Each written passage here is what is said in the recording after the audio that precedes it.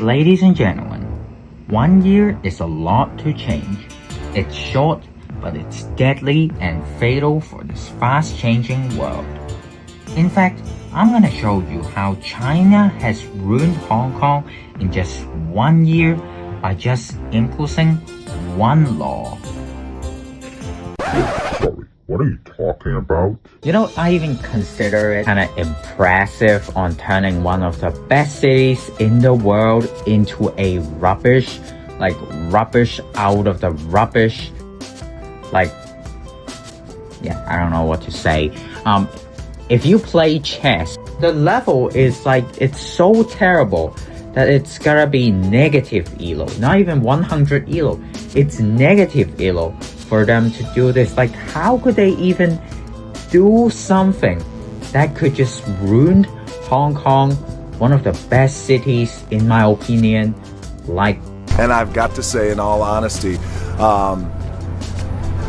it's the biggest piece of dog shit that I have ever. Flashback.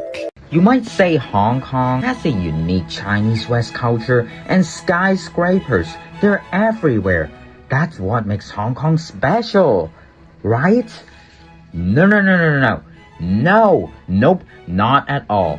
According to the Census and Statistics Department of HA, there are 4 pillars industries that Hong Kong relies on. They are financials, tourism, trading and logistics, and services. Among all these 4, financials and TNL are summing up of whopping 70% of the economy. And we can clearly see that. The importance of financials are keep increasing when time is going. Yes, this is the core of Hong Kong. It acts as a money bridge between the world and China.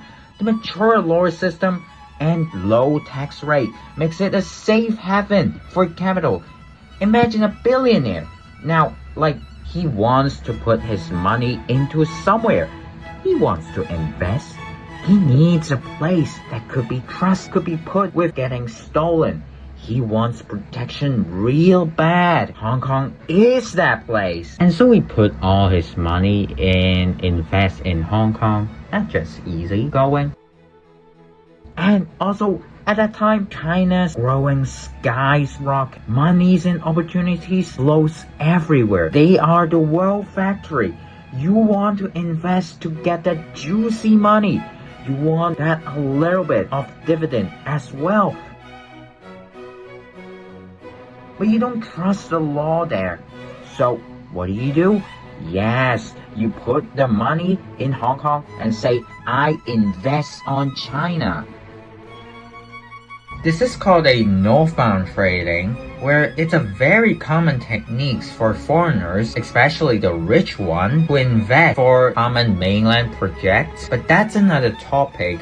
If you guys are interested, I can make one that are dedicated to talk about this northbound trading techniques. But back to the topic.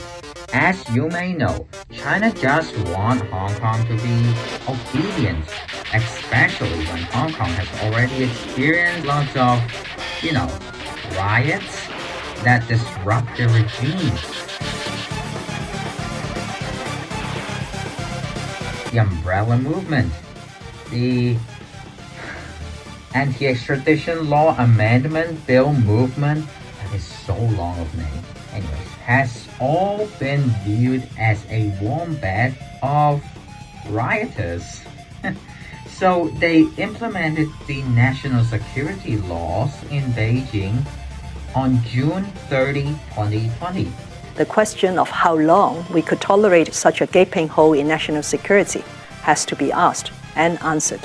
For those foreign governments or politicians raising objections to the legislation, one could only lament the double standards they are adopting. Any potential acts of subversion, terrorism, and collusion all sounds good, right?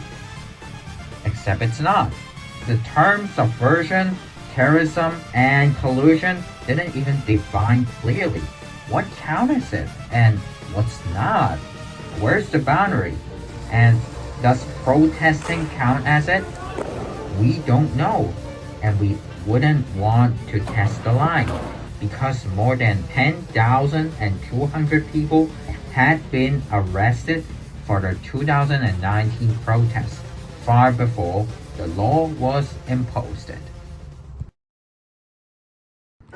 At this point, Hong Kong has been ruined. It no longer acts as a money bridge just because of one law. In July 2020, US canceled Hong Kong's special trading status and treated it as mainland China. Hong Kong is no longer special. Its glory has passed. Rest in peace, Hong Kong.